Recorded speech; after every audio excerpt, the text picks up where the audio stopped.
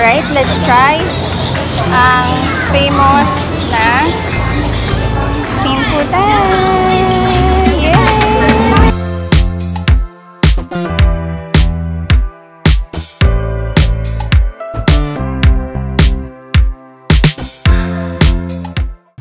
Hey guys! Welcome to my channel where I make travel content. And for today's travel series, pupunta tayo sa Taiwan! Hindi tayo solo travel ngayon, so may mga kasama tayo. And we'll be making a 3 days, 2 nights itinerary. And waiting na lang tayo for our boarding papuntang Taiwan. So before tayo mag-board, gusto namin muna i-share sa inyo yung aming IO experience, yung immigration experience namin as different individuals working from government, private, and also OFW. So, para sa akin, of course, as government employee, tinanong lang sa akin, actually walang tinanong sa akin yung IO this time. Bali, binigay ko lang sa kanya kanina yung aking passport with boarding pass. Pagkatapos na may entry lang siya, tinignan sa computer, and then sabi niya lang sa akin, can I have your travel authority? Tapos binigay ko naman, and then after that, okay na, tinatakan niya na yung aking passport. Hindi na niya na ako pinapicture, pinatingin sa camera or something like that. Ayan, so i-share sa inyo ni Ivan yung kanyang IO experience as private employee. Siyempre yung unang-una nakakatakot. Habang nasa pila pa lang nakakaba. Pero yun, nandun na ako sa may immigration officer, ang unang hiningi sa akin yung passport tsaka yung boarding pass. Pangalawang hiningi niya yung return ticket galing sa Taiwan papunta Manila. Ayun, nabigay ko din ulit. After nun, tinanong niya ako kung saan ako nag-work. Sabi ko sa private. Tapos tinanong niya ako ulit kung meron ba akong dalang COE. Ayun, pinakita ko rin naman sa kanya, binasa niya. Tapos tinanong niya na ako kung sino yung mga kasama ko. Tapos yun, tinuro ko kay TK, tinuro ko kayo kung sino mga kasama ko. After nun, hiningian niya ako tinanong niya ako kung may ticket na ako pauwi ng Palawan. Tapos sabi ko, yes po. Tapos tinawag ko si Kuya Rico kasi yung ticket ko nandun sa kanya. Tapos nung binigay na ni Kuya Rico yung ticket ko pauwi ng Palawan, umalis na rin si Kuya. Tapos tinanong niya kung saan kayo nag-work. Sinabi ko, si Ate Kay sa government, si Kuya Rico sa government, tapos si Ate Bing sa OFW. Tapos hanggang yun, tinatakan niya na. Although actually maraming tanong sa kanya kasi first time niya siguro. Tapos, para talaga i-establish na babalik siya. And then, as long as ma-provide nyo naman yung mga documents na hinihingi nila, basta ready ka lang kung anong hihingi nila, yun lang ang ilalabas mo. Tapos kapag halimbawa na tinatakan ka niya, doon mawawala na yung kaba. Tsaka excitement na makakasakay ka na ng plane papuntang ibang bansa. Yun lang, yung tip namin sa inyo guys, pag first time, be confident at saka ready sa mga documents. Ito naman, i-share naman namin yung experience ni Ate Bing, siya yung OFW, pero syempre yung bakasyon na to, hindi siya as OFW, as tourist siya. Share namin sa inyo yung kanyang IO interview experience. Hello, Ate Bing. Hello. Actually, walang tanong. Sana all. Nung nandun ako sa immigration desk, binigay ko lang yung passport and boarding pass. And then all throughout, nakatingin lang siya sa screen. And then inayos yung camera. So I look at the camera, and then after that, binigay niya na agad yung passport and boarding pass. Then that's it. Ayun lang. That's it. Yun lang. Walang tanong.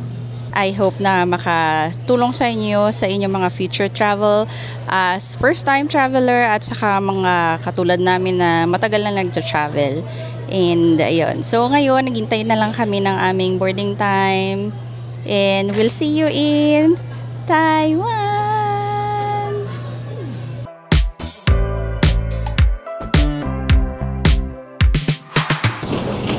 Ayan, kakalaan lang natin sa Taoyuan Airport. And it's partly cloudy and light rain. So, ito yung mga makikita ninyo pag land ninyo sa Taoyuan Air. Follow natin kung saan pupunta ang crowd para hindi tayo maligaw. Dahil tayo first timers sa Taiwan.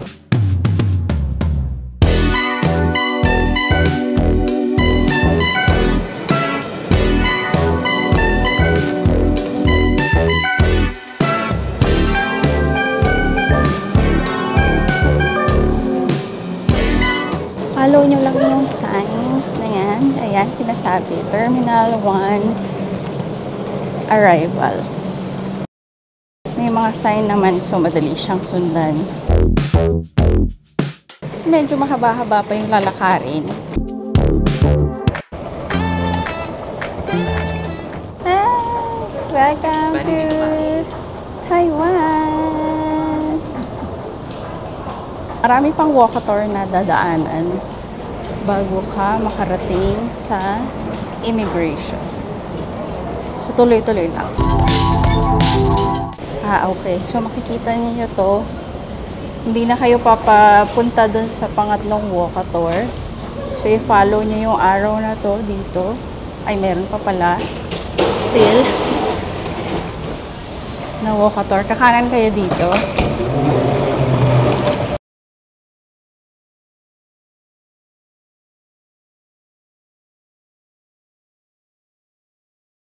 Fourth walkator na makakadadaanan.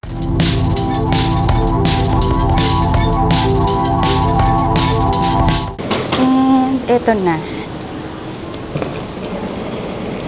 So, lalabas kayo dito.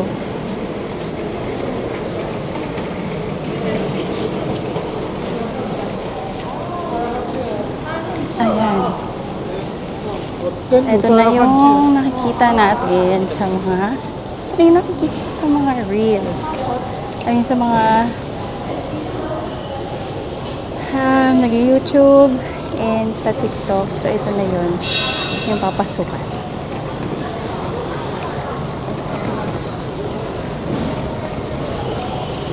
Okay, nagpipila na kami sa immigration. So, dito na lang muna.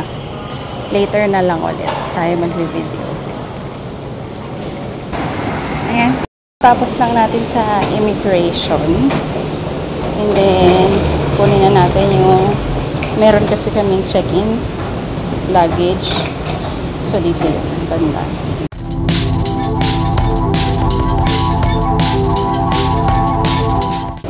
Baggage claim ng Air Asia Alpha. Ayun. Sa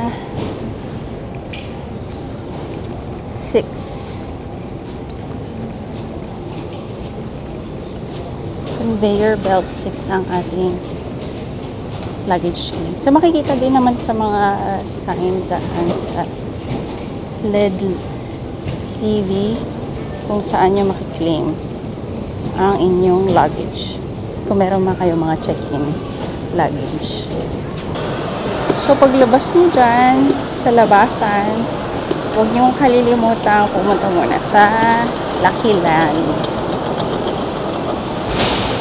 Kasi mostly ng mga tao pumapagulo na lumalabas na. So, tayo dito muna. Magkatabi yung Megabank at saka yung Lucky Land. So, makikita nyo kagad dito ang Lucky Land paglabas. Ay, yung Megabank paglabas. Para mapuntahan nyo yung Lucky Land. Praying na manalo tayo. 4 kami. So, pila muna tayo. Nawa manalo tayo, guys. Yan, hello. Hi. Let's see sino mananalo sa kanilang dalawa. Scan. Go, Ate Bing. Ayan, yan. Asan na yan? Lakihan mo. Tapos, i-ano mo siya. Sige, ito up. Yan. Okay. Yan na. Yan. Lord! Ay, try again. Doon ka sa kabila.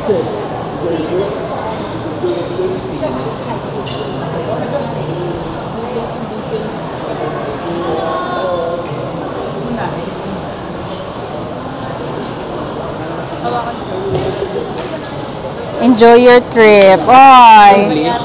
Yes. Enjoy your trip din. Panalo ba? Start.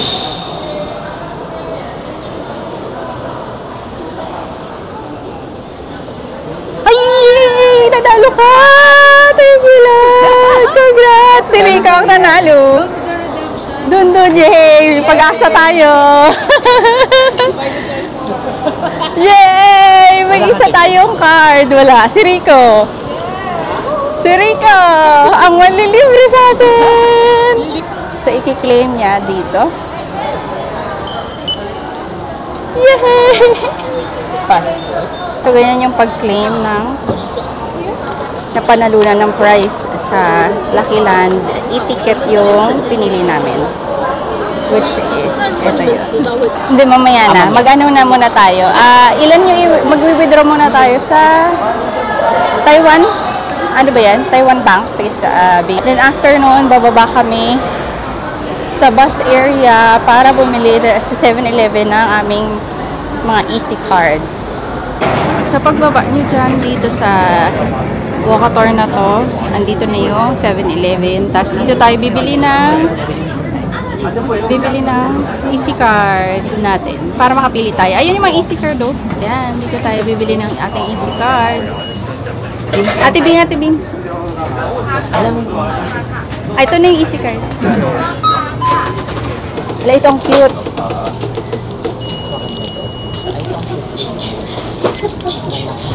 So, ito yung sa akin. Ay, ito mas maganda. Parang gusto ko ng pink. And then, magkabilang tulong lang naman sila. Yung kanina bubaba kami doon sa may 7-Eleven. And then, after namin mag-load ng aming mga cute na easy card, ito yung napili ko. Yan. After namin mag-load yan, pupunta na kami dito para i-claim yung wifi na binook namin. And then, after that, mag-train na tayo. And punta na tayo sa cementing. And it's right now 12:15 in the afternoon. So it took us time para i-figure out kung saan ba kami pupunta at kung yung mga anong gagawin namin. Okay, see you guys mamaya.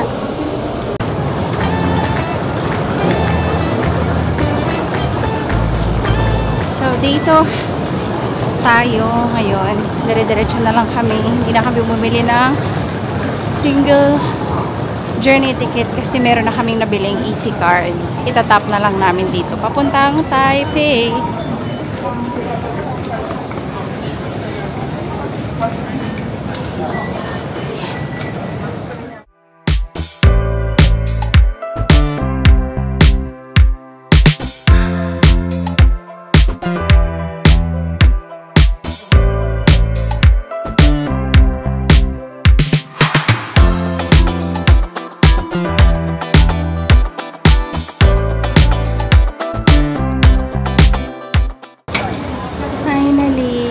Ito na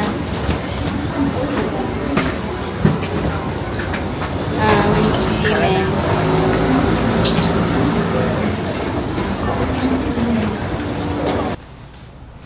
So finally, nakarating na kami sa aming Airbnb. After namin mag-unpack ng mga gamit, magla-lunch na muna kami.